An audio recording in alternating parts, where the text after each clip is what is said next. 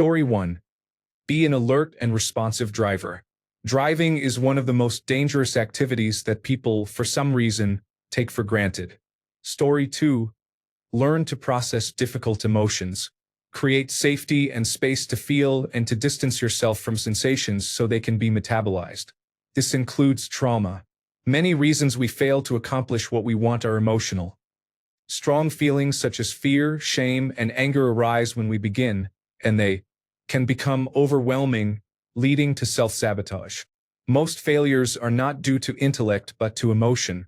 Many self-help books do not help because they focus on tricking the mind and overriding feelings, which creates inner conflict that rebounds into overwhelm or burnout.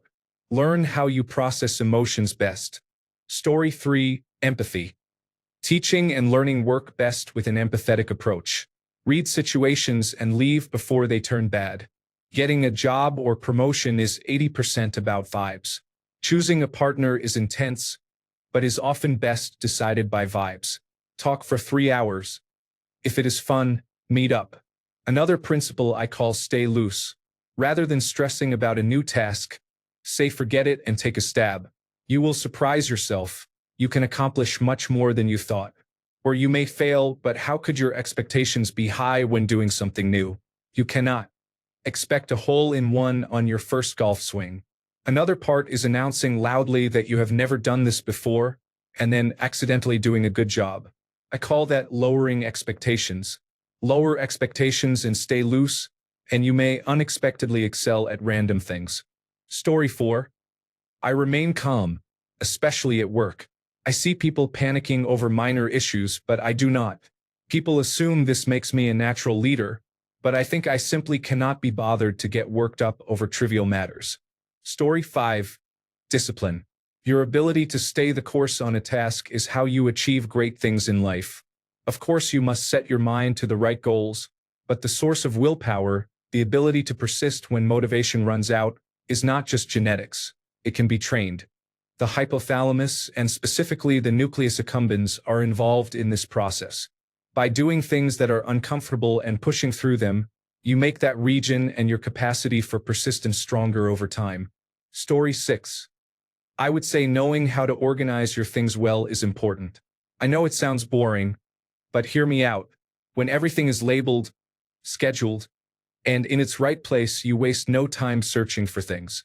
It is like having a secret superpower that no one notices. Story 7. I touch type. Colleagues, especially younger ones, find it amazing that I can type without looking at the keyboard or screen. In Microsoft Teams meetings with cameras on, I can type in another document without anyone knowing. Story 8. I like people watching, so when something is happening or when someone acts subtly, I usually know what they will do because I've seen it before. Story 9. Being able to start working or doing something when you don't feel like it. Story 10. Write accident plans now while it is quiet. For example, write down what you would do if you crash your car, who to call, your insurance details, phone numbers, and what to do if the car is not drivable. Put a printed copy in the glove box and save a digital copy on your phone. If you have a crash, you will already have a clear plan. Do the same for other incidents so everything is less stressful. Include steps for a broken fridge, a failed washing machine, a power cut, and similar problems. You will not have to improvise when you are unlikely to be thinking clearly. Story 11. I can read people like a book. It's odd. I don't even know I'm doing it sometimes. Then poof, it hits me. Oh, that's why they are like that. It's all in my big watermelon of a head. Haha. Story 12. Not drinking has made me much sharper on a day-to-day basis and improved my memory. I do not miss the beer or having to dodge hangovers. Story 13. I fall asleep in uncomfortable situations. Put me in a middle seat between two strangers and I'm asleep before boarding is finished. It's convenient, but sometimes concerning. Once I thought there was a home invader and I struggled to stay awake. Story 14. Writing. People hate that I do everything in writing, and the reason is twofold.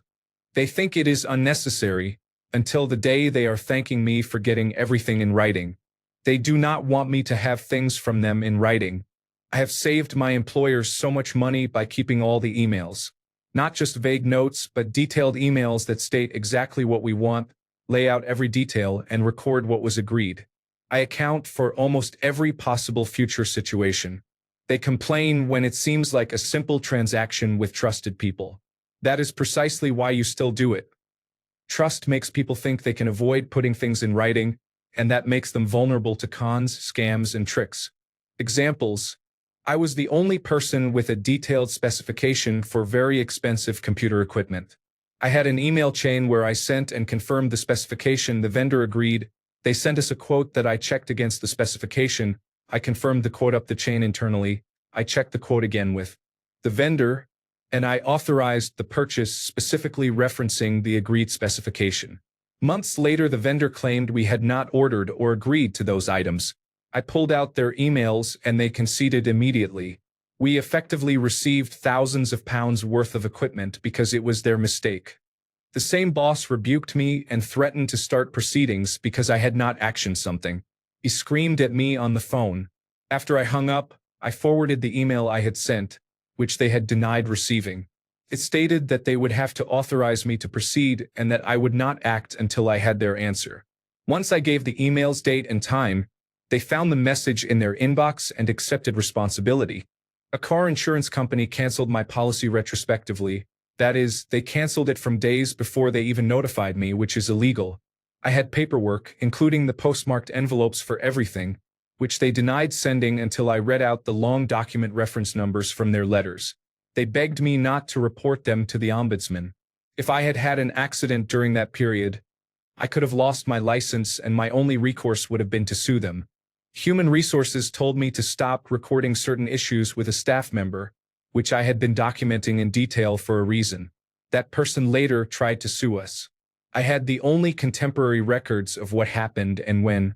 If I send you a detailed email, you should read it. Many people learned that. Story 15. Rephrase what you are trying to teach, focusing on how people process information. Story 16. Resilience. Finding the sweet in bitter moments and the beauty within depression. Somehow I am able to weather these times with the mentality that these bad things will not defeat me. I take that sadness and turn it into power. Story 17. Be mindful. Let the person speaking to you know that they are the most important person in the world to you right now. Story 18. I tend to express my feelings with very little body language. I prefer describing them with words. I admit my faults, so when people try to insult me or pick a fight, I am already thinking about a solution and ignore their defiance. It is a boring skill because people assume I am not having fun when I say I am, since I do not smile or raise my voice. Story 19. Being able to fix your own car saves you tens of thousands of dollars. Story 20. Going down 5 floors using the stairs in 17 seconds. Try that one. Story 21.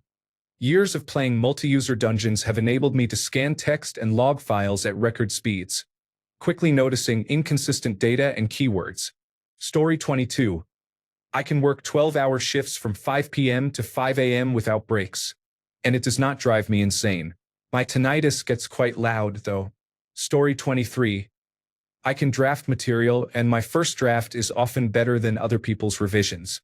I can memorize song arrangements well enough to replicate different instruments' parts. Story 24.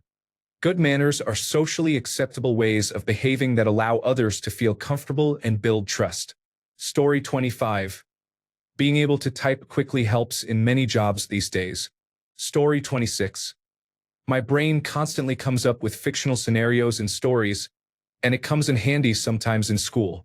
Story 27. Finally be able to go out and talk to people completely sober. Story 28.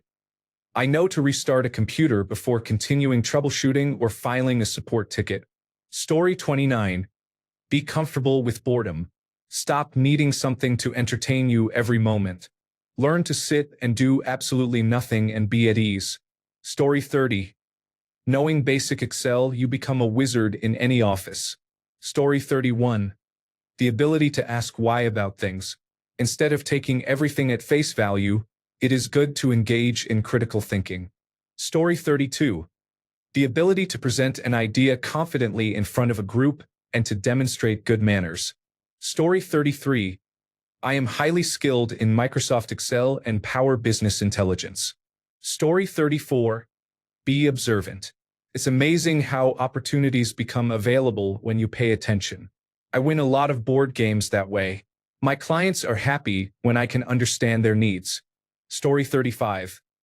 Being good at addition and mental math gives you a leg up in many games, competitions, and aspects of life. Story 36.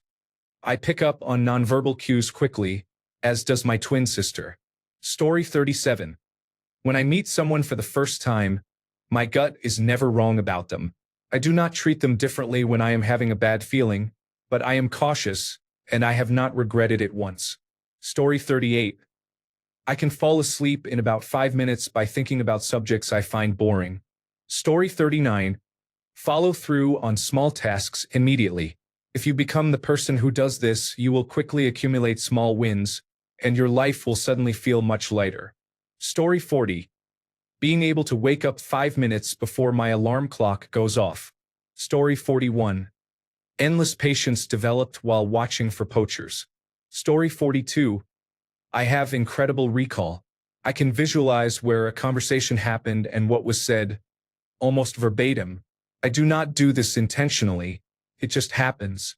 Story 43. Attention deficit hyperactivity disorder. My brain just works faster than people without it. I believe it is a superpower, and others are generally slower. Story 44. I wake up early. My daily tasks are done before most people even roll out of bed. Story 45. I imagine it means having the patience to read the fine print in contracts and documents and to decipher legal jargon. I do not have that skill. I once read through a bill and was bored to tears.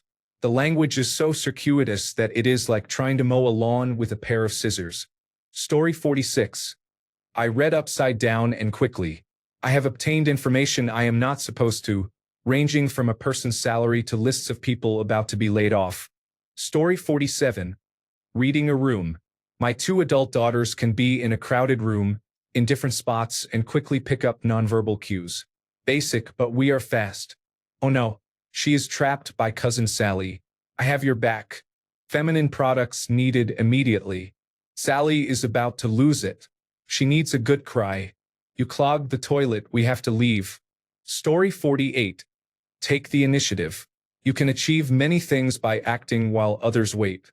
Step into the position that just became available or talk to your boss about a raise and what you can do to earn one. Most people are passive followers. When you take the initiative, your opportunities expand exponentially. Story 49.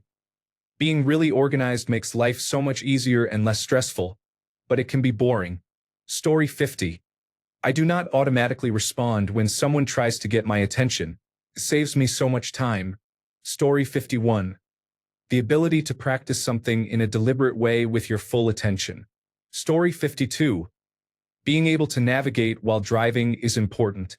The number of times I have sat with people in the car who could not operate the global positioning system and gave useless directions to the driver is shocking. Story 53.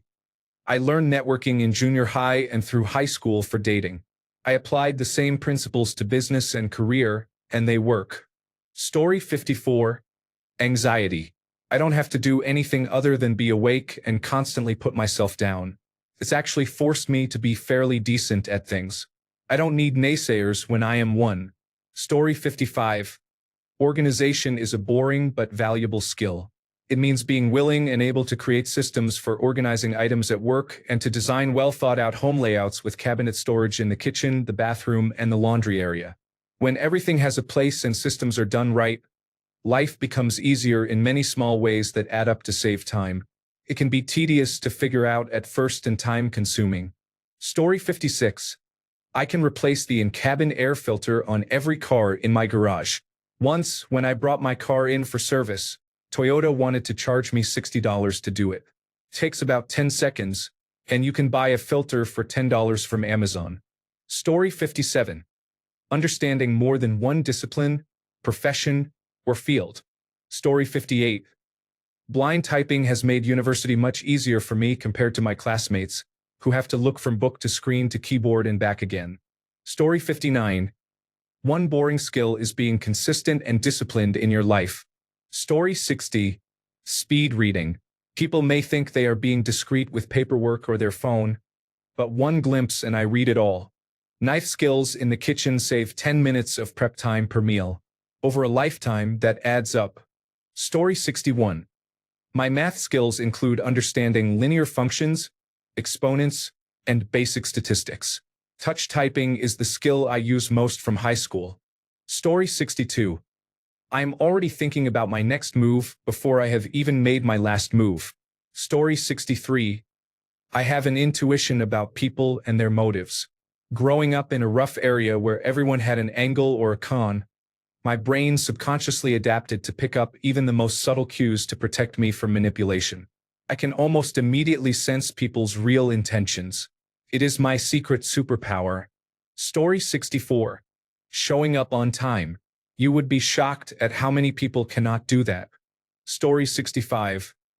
I have read many books, so I developed an extensive vocabulary early on, at least in my native language. As a result, I can often express things more concisely. I am sure people think I am much smarter than I really am. I just know more words. Story 66. Attention to detail and punctuality. Showing up when you say you will be there. Story 67. Learn to write and edit text effectively. Revise your thoughts precisely. Recognize when arguments can be better phrased. Create art with your words. And develop the deeper critical thinking that nearly everything requires. Story 68. I am well versed in old-school hypertext markup language. While that is now fairly obsolete, it is still how most email is coded, so I can design email templates that appear in inboxes exactly as I design them. Most people do not know this, but email providers such as Gmail, Apple Mail, Yahoo, and others all render code differently, which can break email design. This specialized aspect of coding has helped me secure several well-paid jobs in email marketing in Europe. Story 69. How to exit stage left without anyone noticing when situations become too social. Story 70. In high school, I took a typing class instead of shop. Then personal computers hit the local stores. It was the best decision I ever made. Story 71. It almost seems boring to me. I can fix nearly any computer issue on short notice. I've made a career out of it. Story 72. Basic math. I am talking about common percentages. I have met many people who do not know how to calculate 10% of something or perform basic multiplication. Math is one of the most useful skills on earth and also leads to practical skills like budgeting. If you cannot do basic math, how can you budget your salary? Story 73. Being easy to work with is not the same as being a people pleaser. It means collaborating effectively and saying no to requests respectfully. Story 74. In many jobs, being fluent in Excel can be extremely valuable. It may seem boring, but it saves a great deal of time and prevents headaches. Story 75. Consistency is not exciting. Showing up and doing the small things every day compounds into big results. Story 76. Actually knowing all of the logical fallacies basically means memorizing a single Wikipedia page, but it can change your whole life because almost no one else does it. You can easily outplay anyone you encounter from now on with just this one page of knowledge. Story 77. Sometimes, being alone and able to talk to yourself can be helpful. Story 78. Attention to detail. Whatever you are doing, if you are capable of seeing, addressing, and fixing small details, it will take you very far. Story 79. I do not know if it is a skill, but selling pictures of my feet helps me pay my bills and make someone else happy. Story 80. I am not afraid to say no, even to elders and bosses. I am Asian for context. Story 81. Typing fast. It's like having superpowers in the digital world. Story 82. My ability to act dumb when, in reality, I see what their intentions are. Story 83. I am not afraid to break something so I can learn to fix it again. Story 84. Finding the root cause of an emotional response. Self-therapy. Years ago, I was extremely depressed. It began after a high school breakup and lasted well into adulthood. Followed me everywhere. I took selective serotonin reuptake inhibitors for a while and tried counseling, but I hated the medication. What pulled me out of it was systematically examining every instance of a negative emotion and asking why. It took a few months to sift through and verify things. Once I found the cause, the change was overnight. It sounds obvious now, but I am surprised how many people go through life with emotional issues without trying to find the root cause. Story 85. It's not a skill, but being 6 feet 4 inches tall in a crowd, where people are at least a head shorter than I am, is quite advantageous. Story 86. Remembering small details feels boring, but it gives you a huge edge. Story 87. Good grammar.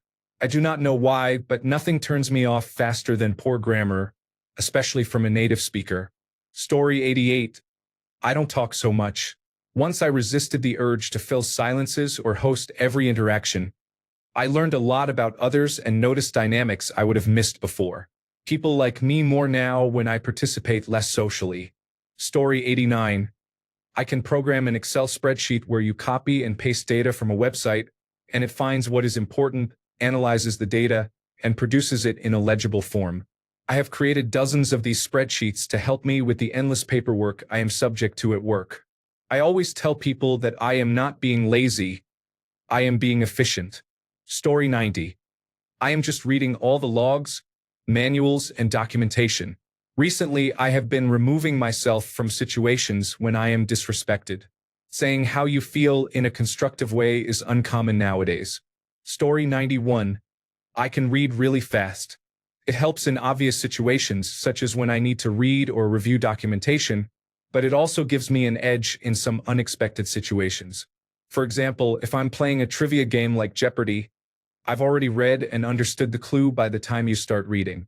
It doesn't help me know the answer, but if I do, I always buzz in first. I am also the first person to find something in a text, which can give the impression that I know the topic better than everyone else. It's also great in meetings where a group of people are reading something, because I can finish long before everyone else and use the extra time for other tasks. Story 92. Being able to understand complex code will genuinely open up incredible opportunities, as the tech industry values talent more than time spent watching YouTube tutorials. Story 93. Be genuinely hyper-organized with your digital files and emails. It sounds mundane, but 99% of professional life is chaos management. If you can instantly locate the exact attachment from 6 months ago or find the one email thread that proves you are not liable for a massive error, you become a corporate wizard. Story 94. My English degree has helped me. Writing is a breeze, articulating my ideas comes naturally, and it is easy to stay logical during an argument. It has been useful in every professional job I have had, including nursing. I am quite surprised. Story 95. Academic-related skills your batchmates are not developing, such as debate and non-curricular knowledge. Story 96. Skills for reading people, body language, and facial expressions. Thanks a bunch for sticking around till the end of the video. Remember to subscribe, and until next time, stay awesome and goodbye.